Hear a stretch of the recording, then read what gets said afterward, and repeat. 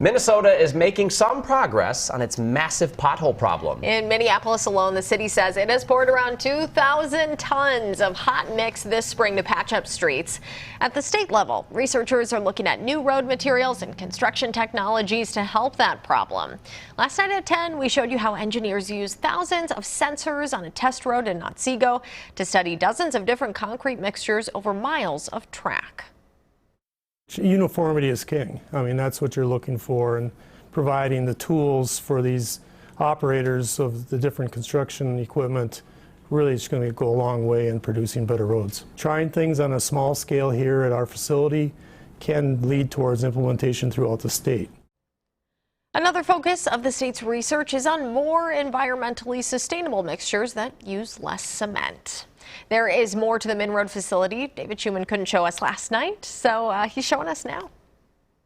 I'm telling you guys, there is so much more going on here than we were able to fit into the story just now. So the engineer we talked to, he called this whole facility like a sandbox where he gets to test things out, try different mixtures, figure out what works, what doesn't. He told me how he can learn so much from failures that they have. That's like the scientific process. You know, they got sensors set up here that are detecting what's going on in each different road segment. He said there were temperatures, moistures that they were measuring. Obviously the impact of like the bendability when trucks and vehicles are going over it.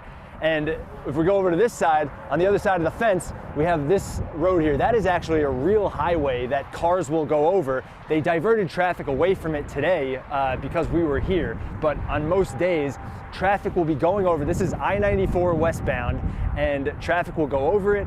They have the test sections on that section of highway as well.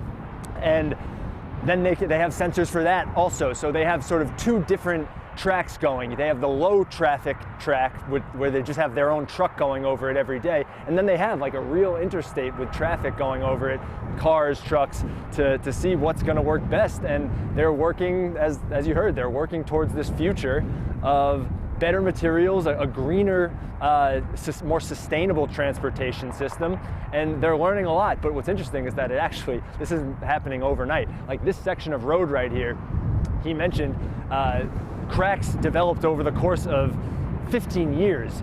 And then once the lifespan of the road is done, which again is more than a decade sometimes, that's when they decide, all right, what are we going to put into this section now? Now that we're done with that one, let's try something new. So this is a very long-term project that they are looking at and doing their best to go out to the roads in Minnesota and replace them, improve them, and hopefully work towards a future without potholes. That's, I think, what we all want ultimately, right?